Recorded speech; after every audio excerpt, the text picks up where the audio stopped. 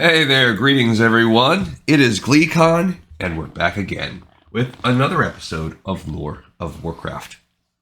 On our last episode, we took a dungeon. We ran Nomergon as a gnome. We did all the quests. We picked up some, and to come, we'll be turning in all of those.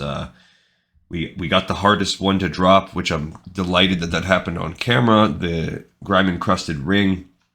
We also got the escort quest, so any kind of hiccups that we might have had, we didn't have them. So it was a good day. Today, off camera, I'll be handling some more kind of cleaning up the Alliance side, and then tomorrow we'll wrap that with a turn-in, and we'll switch our sights onto the Horde, running the Nomergon instance as well. We've also started a new project. It's a book series we're going to do. I want to say it's around a dozen books. They're all nice size. I'm sure if I physically had them, they'd be beautiful additions to the old Warcraft recording library here. But this is called The Art of Warcraft, and this book came out in 2002, so before World of Warcraft dropped, but when it was like in the kind of whispers of the ether out there. So stay a while and listen as we continue to jam on through this. My goal, my vision for this project is that we spend from 2 to 4 episodes on each book.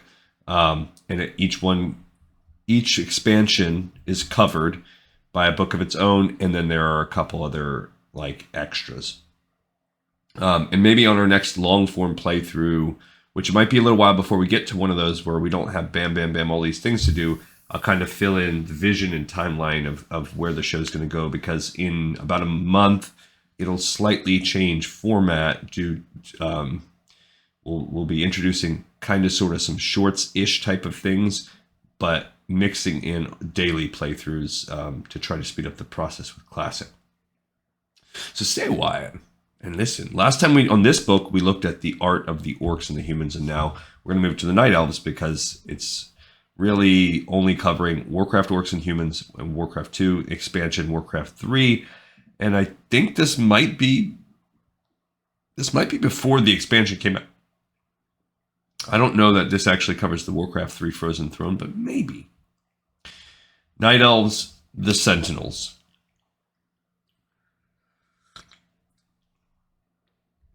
After letting the arch enemies battle it out for 2 successive games, Blizzard decided to expand the conflict for Warcraft 3. History tells us that this epic conflict between humans and orcs was actually preceded 10,000 years earlier by a different war between 2 different races, and it's about to start all over again. Blizzard introduces 2 ancient races to Warcraft 3, giving Azeroth's humans and orcs and the gamers who play them a whole new set of challenges. But the biggest challenge was probably faced by Blizzard's artists, whose formidable job was to create 2 new races, imaginative and different from the orcs and humans, without disrupting or overshadowing the already established universe. The Night Elves do this beautifully. A dark, mysterious ancient race and hiding for thousands of years, the Night Elves are unlike anything seen in the first 2 games, yet they fit perfectly into the fantasy world. In striking contrast to the lumbering orcs and scrappy humans, the Night Elves have an ethereal quality and elegance to them, an otherworldly aura that cannily conveys their age and immortality. Their warriors are also mostly female, something lacking in the first 2 games.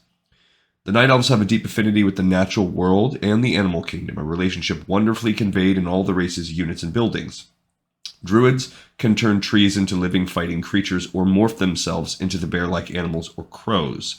Archers can mount on the backs of the flying hippogriffs to attack from above, while other units command panthers and tigers as riding beasts.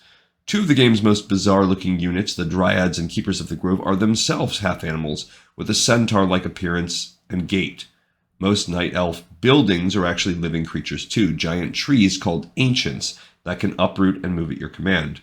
A lot of these ideas, for those of you that are big fans of the whole universe of Blizzard, these are ideas that get expanded to great effect in StarCraft, which StarCraft's probably my favorite RTS series ever, and as much as I love Warcraft. It's a wild-looking race, and it seems somehow less brawny than the orcs, for example. Don't let the Night Elves themselves hear you say that. The race of mostly female warriors is strong and empowered and can defeat you handily. And once you warm up to them, experience firsthand the joy of turning your enemy's forest into killer trees. You'll never doubt their appeal again. the font that they use on this is, I don't want to zoom in more because I already hate having to scroll down on one page, but the font is like, I don't know, it's weird. I've had some troubles with it. My old man eyeballs. All right, so now we'll look at the concept art of the Night Elves.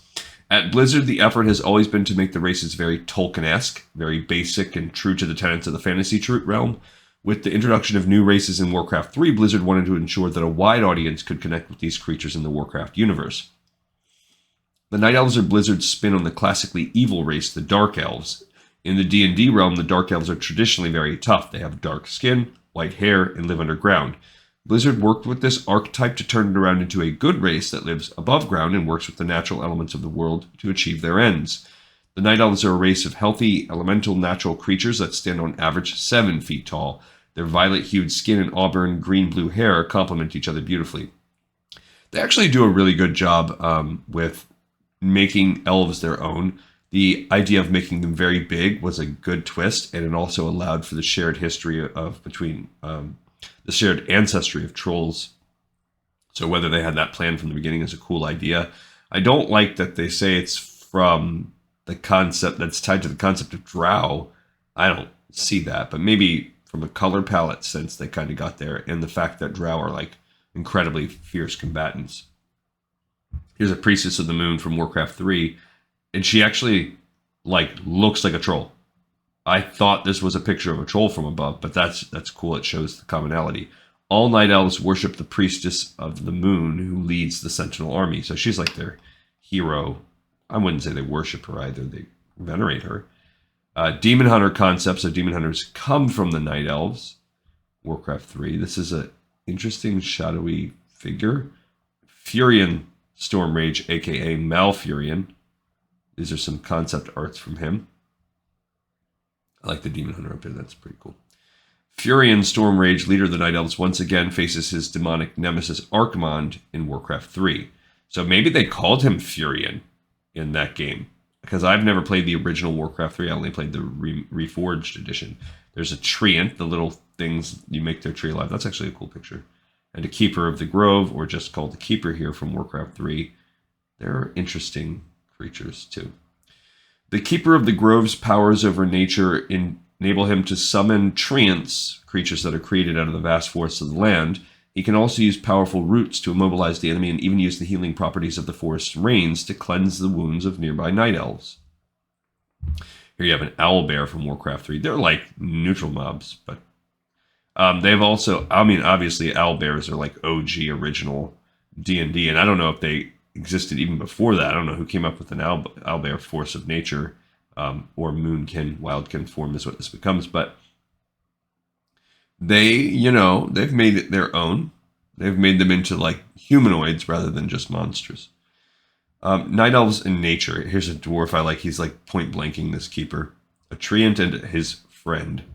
The night elves are so in touch with nature that they will live forever unless killed. Indeed, they are in perfect harmony with nature. In Blizzard's own words, the Night Elves were the most fun race to create in Warcraft 3. That's cool. I mean, they are cool. However, they've lost their immortality, so a lot of these things have been retconned. My hope and my vision for World of Warcraft, now that they realize this is not just a game, but a lifetime, that they get away from needing to retcon so many things. So here we have just Snowscape, it's called. So look, we have a hunter, a night elf hunter with a polar bear. So that's an interesting concept that could technically happen. And he's also like sending off the birds. And we have him with the kind of a warglive kind of thing there. This is a good art. Whoever drew that is skilled. Druid of the Claw, so the ones that can become bear. I like how they have the big bear form. Then you also kind of see the ones that have the wings. So just concept art. It's good. My buddy, one of my really good friends growing up, my best friend growing up, named TJ, and we had a falling out when we got older, so we don't talk anymore. But he could draw. Like, this looks like one of his drawings. He was so good. So good at drawing. And freehand out of his head. That's how he drew. I could do painstaking recreations, trace light quality. I like to draw, but I can't out of my own head. No. says hard stops. And this almost shows, showing the connection between the satyrs or the dryads and a satyr. Like you can see, this kind of looks like they're kind of getting into the ideas of these creatures. It says fawn something. This is the huntresses, which they're dope, but they're little rainy, that become the wardens basically. And they're owl. And this guy is these are just more concepts for druids. This one looks like it's holding like 2 claw brambles. They've got these sticks that have claws. That one's turning its arms into claws. Here you have this one turning almost into like a butterfly or something. And then this is closer to what we actually see. But it's got like a, I don't know what you call that thing. That's sort of like the warglaive. Druid men. So here you just see them in various forms, kind of looking dopey. In the realm of the night elves, the men are the druids, the keepers of knowledge and lore. Their souls are naturally entwined with the fabled world tree, whose roots burrow deep into the earth and all of its stories. It is through this ancient totem that they achieve a wholeness with the historical lineage of their people and indeed of all time. Perhaps most significantly, this is also the precious resource from which they tap their great powers. And here we have more, it says shadow hunters. And this also kind of really gives you like vibes of Zandalari. And again, the tie between the trolls and the night elves. Warrior women.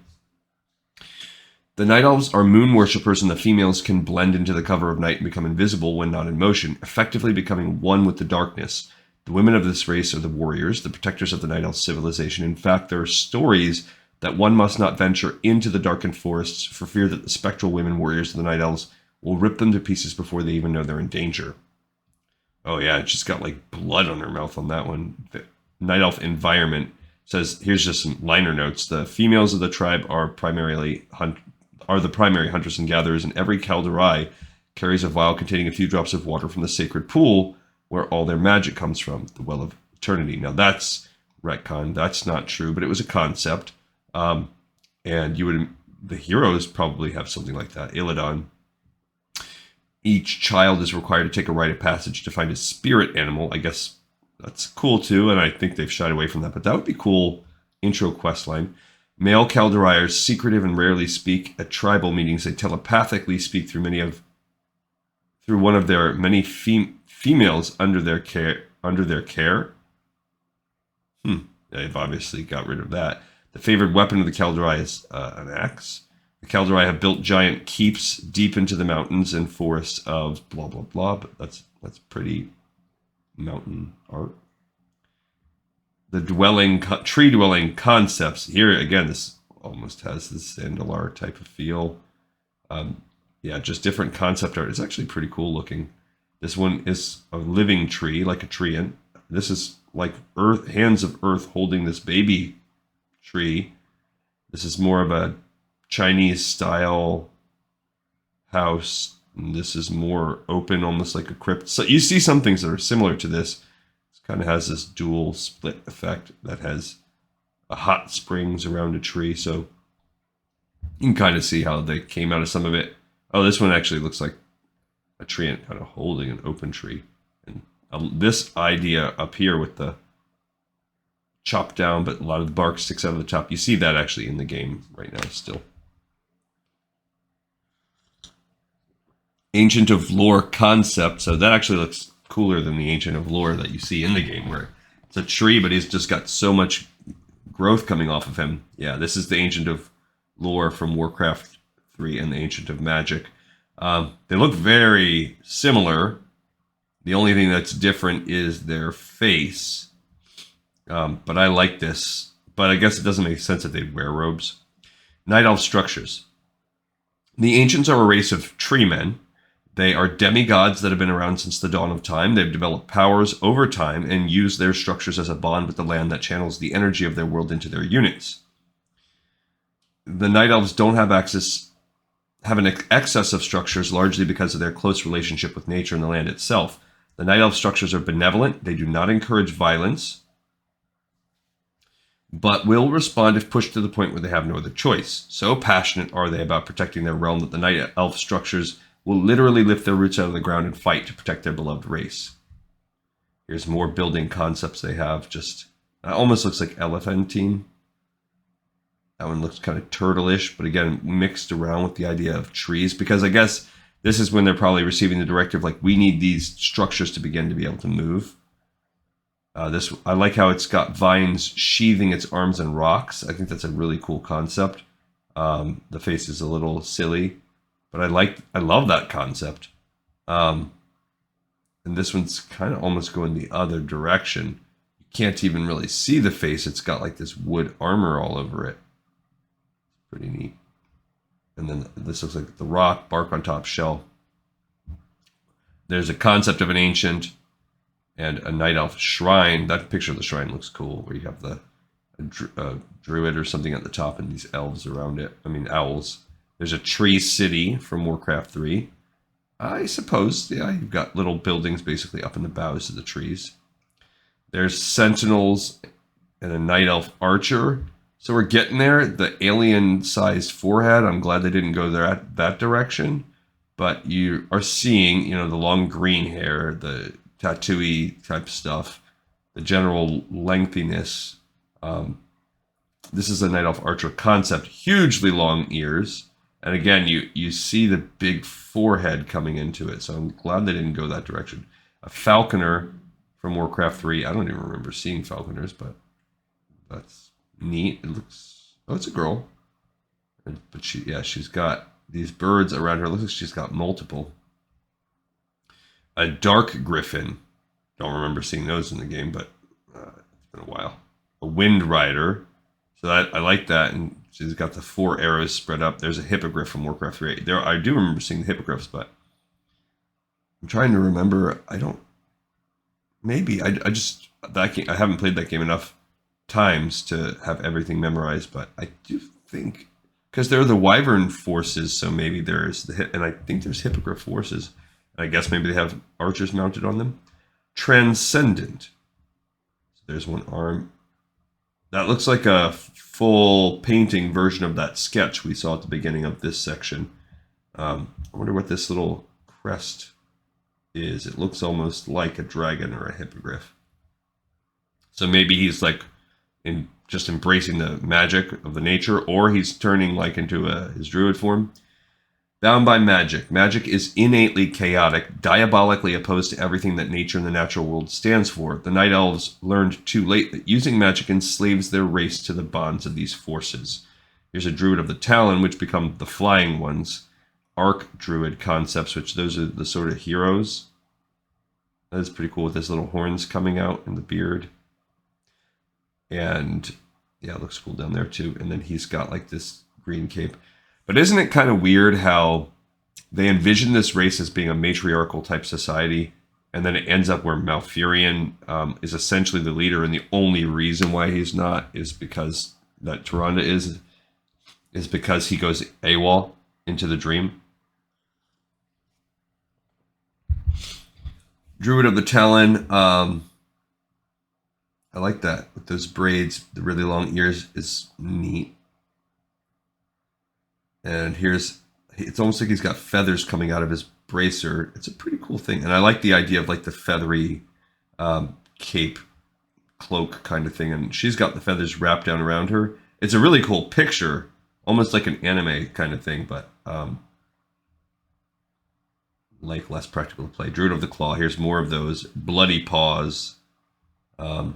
There's a Chimera. I think those are neutral NPCs, but that's a fantastic drawing. Samwise, it says, did that. He was in his bag on that one. That's a good one.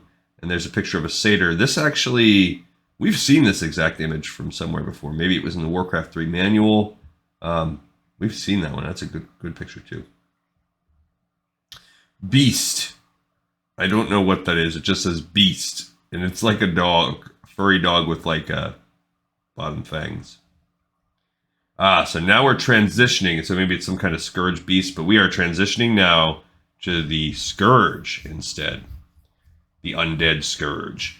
In developing the second playable ancient race for Warcraft 3, Blizzard sought to create bad guys that would scare even the orcs themselves, and indeed, the zombified living corpses of the undead make the orcs look practically cuddly by comparison. Why is the land of Azeroth suddenly plagued with the horror of thousands of walking corpses? Blame it on the burning legion of demons. Warcraft's uber bad guys. It was the demons who fought with the Night Elves 10,000 years ago. Now, in anticipation of another invasion of Azeroth, they have created the various minions of the undead to spread terror across the land. As they proved with the orcs way back when, as well as in the Diablo games, Blizzard's artists clearly enjoy doing evil, and with the undead, they do it very well. The result for the hapless humans, orcs, night elves, and the lucky Warcraft 3 player is a grotesque mob of creatures that rival those of any classic horror film. Consider the Abomination. Here we have a large, lumbering creature cobbled together from the dead limbs and body parts of the corpses, who wields giant cleavers and hooks into battle. How about the fetching Crypt Fiend, a mummified half-human, half-spider, who, while creeping along on arachnid limbs, summons swarms of insects to help do its killing. And then there's the Meat Wagon, a vehicle that collects corpses and then flings the diseased bodies back catapult style onto approaching enemies. Looking through the pages of undead art here, you can see the inspired work of artists who let the dark side of their imaginations run wild. And as is always the case with Blizzard, they never forget to keep things, no matter how creepy the source, brimming with light and wicked humor. It's one of the keys to Blizzard's success and their fans' obsession. That's true. Their ability to always have levity helps you get through the day-to-day, but they also keep this balance of being like coming back and having these grand epic moments as well. So here's just random concept art, various zombie types of things, sketches, zombie centaurs. We haven't seen that. It's kind of a cool idea. Cold Wraith from Warcraft 3. Are these, I don't know, are these like the little, I don't know what a Cold Wraith is. Death is contagious. That's true. Maybe these are like the minions. I'm not sure. He's got this scythe. It's like almost like a lich. The undead fighters, the basic skeleton warriors. The undead Scourge, we've all seen any number of undead armies in alternate fantasy products. Everyone knows what a skeleton warrior or a zombie looks like, and most gamers would easily identify a necromancer in his black robes. In Warcraft 3, Blizzard sought to take those undead archetypes and keep it fairly straightforward, but also push the envelope a little and create a different character kit that hadn't necessarily been seen before. To accomplish this, the artists did a lot of freeform jamming from the start to come up with some cool variations on zombies and ghouls and skeletons. By keeping the creative parameters loose, they were able to produce some macabre mutations on this classically creepy race. So, it says the jaw animates separately, I guess, from the rest of the head. Big heads. These are almost like the little, the things from Diablo 3, the Witch Doctor, like the fetishes, but also like the little guys that are the pygmies. It's like somewhere in that ballpark with that kind of art style.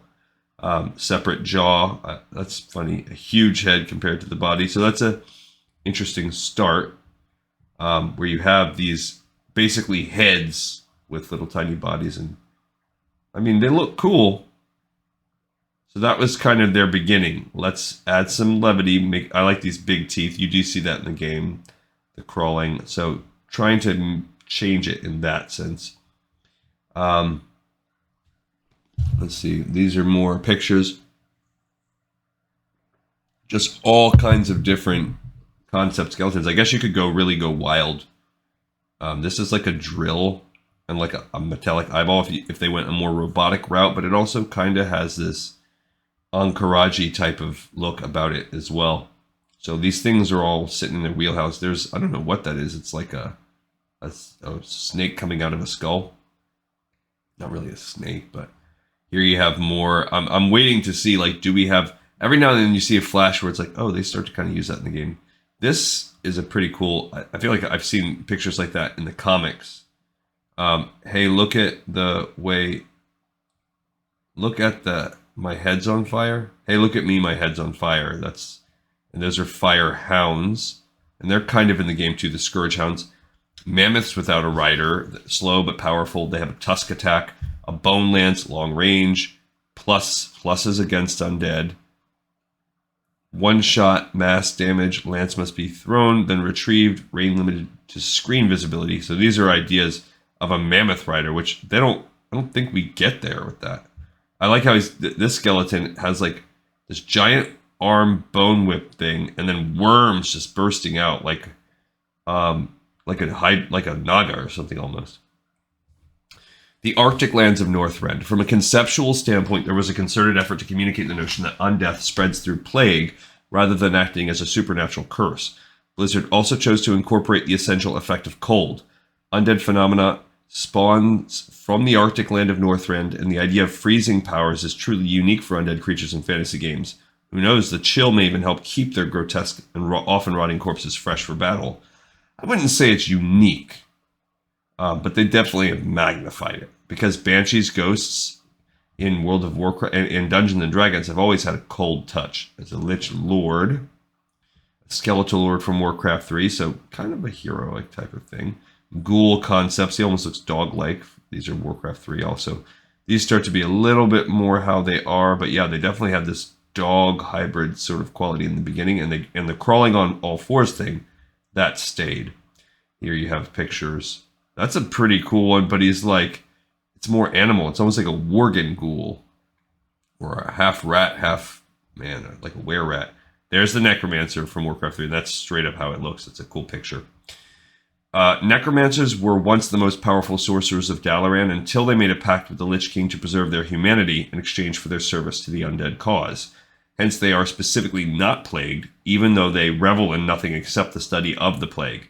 This allows them to act with greater impunity in the human world, enabling them to seamlessly infiltrate Alliance communities because they're not rotting. Their physical appearance does not reveal their deathly motives. Although necromancers are still plenty evil and creepy, this is why the Warcraft 3 artists rendered this character type with so many human characteristics as well. Yeah, because they're alive. Here's different zombie concepts. Zombies, ghouls, they're kind of interchangeable, I guess. The meat wagon from Warcraft 3, it says something placed on plank the launched. A body. I thought it said a baby. I was like, what? The body placed on the plank and launch. Okay. Carrion birds from Warcraft 3. And they changed that to the gargoyles. Yeah, so carrion birds is their original idea, and that morphed to becoming gargoyles. Abominations. Abominations are perhaps the most horrific creation of the undead Scourge. These monstrous creatures riddled with hooks and chains are eviscerated with entrails spilling from their abdomens. Gargantuan and simple-minded, these grotesque beasts are even stronger than ogres. They're sewn together from different body parts and animated to do nothing but slaughter. Although abominations are loosely based on the concept of flesh golems, the artists at Blizzard would prefer you think more along the lines of Frankenstein on crack. Oh my goodness. You don't really hear that getting thrown around anymore. This is like blah-bitty-blah on crack. That's a uniquely 90s thing. This is 2002, so we're still kind of... it's showing its age there. Both of these creatures, gargoyles and crypt fiends, are native to the land of Northrend, where the Lich King first established his power base. Gargoyles are spindly flying creatures that have evolved tough crystalline hides as a defensive armor, making them nearly immune to harm. When the Scourge invaded Lordaeron, they brought gargoyles with them to counter the Alliance's airborne Griffin Rider attacks. In the ancient world, the crypt fiends were known as Spider Lords of Ajol Nerub, an age-old spider kingdom that predated most civilizations. They created a vast underground empire beneath the Arctic caps of Northrend. Upon the Lich King's recent rise to power, he enslaved this once noble race after defeating the spiders with his undead army. The Crypt Fiends now exist as rotting semblances of their former might. And there's another abomination picture from Warcraft 3. I like how he's rearing back. It's actually a pretty neat picture and gross. And there's the Crypt Fiend, which I guess they are kind of tied to the gargoyles. Here we have liches with lich concept. Liches are their former orc warlocks and death knights who served Ner'zhul before he became the Lich King. When Ner'zhul was captured by the demons and transformed into the Lich King, his lieutenants also became liches. In the process, they not only retained their original magical powers, but gained the elemental frost spells of Northrend as well. It may sound like a great deal, but the consequence was a destiny of eternally and mindlessly serving their new king as undead beings.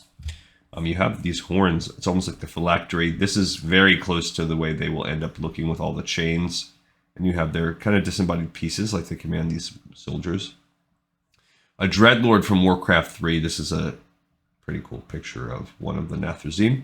Dreadlords are actually demons, agents of the Burning Legion who have been sent to police the Lich King and ensure that he does the job for which he was created. Look carefully into the eyes of this drawing and you'll see the unrest that lies within. These powerful beings are not content with their pedestrian role. They would much rather be putting their evil drive to use, conquering worlds and dominating unsuspecting cultures. They are crafty lords of the night, psychic vampires, if you will, which makes them outstanding counterintelligence agents and tricksters in general. The fierce and undeniable tension between motivation and obligation is bound to disturb the balance within the ranks of the undead. And I'm always kind of, I have a hard time like parsing the Dreadlords versus the Nathrezim, and are they're the same thing, and who do they serve? They obviously serve the Burning Legion, I guess, but they're not the same as, I mean, they don't serve the old god, but then they also are the ones behind everything. I don't know. Okay, so the Death Knights, this is almost a digitally drawn picture, as you can see from this guy's head. This is Arthas nice, and then Arthas has a Death Knight. Death Knights are once great human warriors, perhaps even paladins, who were lured to the side of darkness, forsaking the light in their own people, granting them tremendous powers over the dead, including rune blades that suck the souls of their victims. Although they have retained their humanity, they are definitely bound to the world of the Lich King. They haven't retained their humanity. A staple character type since Warcraft 2, Death Knights have taken many conceptual forms over the years. Originally, they were illustrated as the spirits of orc warlocks inhabiting the dead bodies of human knights. For Warcraft 3, the artist initially planned to continue this wraith-like appearance for the Death Knight. See conceptual sketch of totally disembodied being at the top of page 101, but instead chose to put a little more viscera into this character. There were already enough guys floating around in robes in the undead army, so this sketch ended up serving as the model for a creep, or a neutral creature in the game called a Revenant. The early color drawing of Arthas on this page shows the deliberate effort to default to a more earthbound warrior with black armor and a massive sword. And that's where they kind of stayed, somewhere in the middle. Now, yeah, this is the Warcraft 2 Death Knight picture from the manual and from the splash page in the game. And the early Death Knight concept, again, they're kind of floating around, but they do have looks like a club, but it's almost like a censer as well, and a giant shield, so that's cool. I like it. That's more close to how it comes out of Warcraft 2. All right, and then we have Arthas himself. That is a dope picture. Really cool. Really well drawn. Arthas is the Prince of Lordaeron and one of the youngest paladins. Ardent and short-tempered, he's eager to prove himself to his father, the king, as well as Uther, the leader of the paladins. Ultimately, his inner failings allowed the powers of darkness to corrupt him. In a bold but reckless attempt to save his people from the undead, he inadvertently picks up the runeblade Frostmourne, which steals his own soul and irrevocably damns him for all time. This is all part of a very well thought out plan by the Lich King, for which we have seen only partially. We've only seen it partially unfold.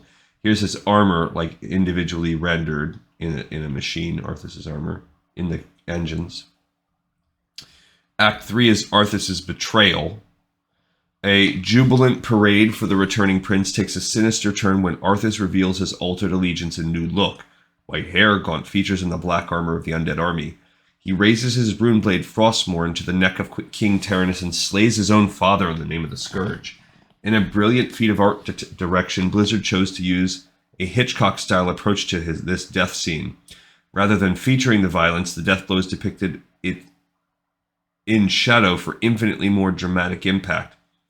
In sharp contrast to the cold, dark feel portrayed in Act 2, here Blizzard wanted to use brighter, warmer tones to convey the joyous and victorious atmosphere surrounding the albeit naive welcome for Arthas. When the drama returns to the throne room, the colors come once again default to staler hues, providing a visual foreshadowing for the unspeakable events that follow, as seen on the following pages. And yeah, you have him, because I remember the rose petals being big, because it's a celebration. Everything, they're all happy. He's returning home, quote unquote, having defeated the Scourge. The petal drops in his hand and it starts blighting and turning black. Then he reveals, the color gets more stale. Get the close-up on how evil he has become. And then that's it. So that kind of ends the Scourge for us. So I think we are think we're probably close to being able. We'll probably wrap this book rather than it would be the 4th episode would be too short, so we'll probably wrap this on the next episode. I think we can get through this book in one more. That's why I said kind of 2 to 4, and this one seems like it's shaping up to be 3. And it really depends on the text versus the art with what we have. But next time we'll join and we'll begin with demons, so that will be a nice, cool, because we're just talking about the art, so cool art for that. All right, we have another episode in the pipe, 5x5. Thank you everybody so much for watching, for tuning in, and I will see you all next time on Lore of Warcraft.